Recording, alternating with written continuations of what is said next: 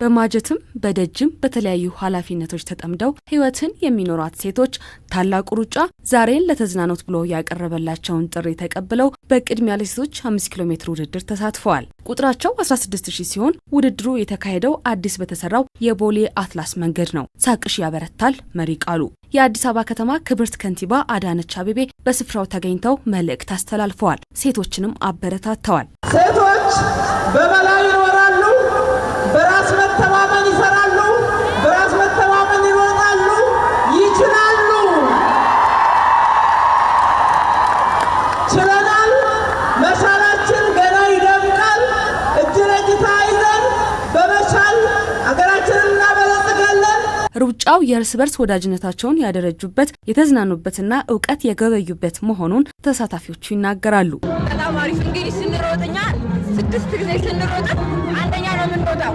ሴቶቹ ሁልጊዜ አሸናፊዎች አንደኞች ስለሆኑ ማለት ነው። እና መንገዱ ደግሞ ማለት ነው በጣም ስለሚያምር በደንብ ነበረ ፕራክቲስ ያደረግነው።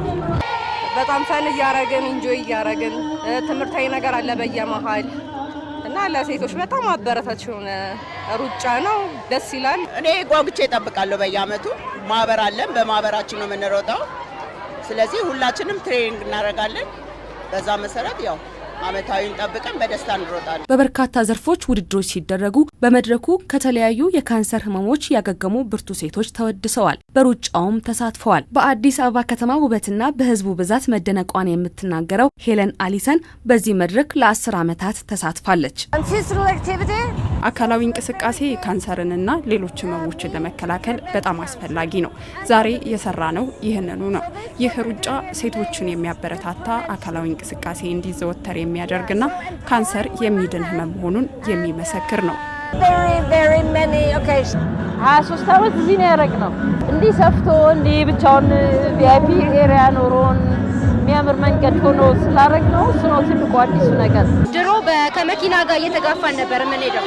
አሁን ደግሞ ራሱን የጠበቀ የእግረኛ መንገድ አለ እና ወክም ለማድረግም ረፍትም ለማድረግ ሳይክልም ራሱን ጠብቆ ሳይክሉም ከመኪና ጋር ሳይገናኝ ከእግረኛ ጋር ሳይገናኝ በመሄዱ በጣም ደስተኛ ነን። ብቻ በጣም ደስ ብሎናል።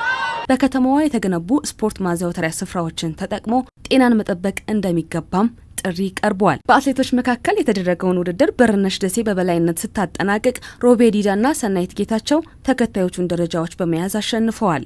ወክም እያደረገ እንድንሄድ አሁን ጤናችን እንጠብቃለን። እንደገና ደግሞ አሁን በጣም ሰፍቷል ስንሮጥ። አሁን ራሱ መንገዱ በጣም ምቹ ነው፣ ደስ ይላል። የስፖርት ፓርኮች አሉ፣ እነሱ ላይ ሄደሽ መንቀሳቀስ ትችላለሽ። ብዙ አክቲቪቲዎች መስራት ይቻላል። ስለዚህ የራሳችን ተነሳሽነት ነው እንጂ እንደ ከተማ እንደ ሌላም ደግሞ እንደ ክልል በጣም ብዙ እየተሰሩባቸው ያሉ ወጣቶች ሄደው የሚውሉባቸው የሚያሳልፉባቸው ብዙ ስፍራዎች ስላሉ የቀረ የኛ ድርሻ ነው የሚሆነው።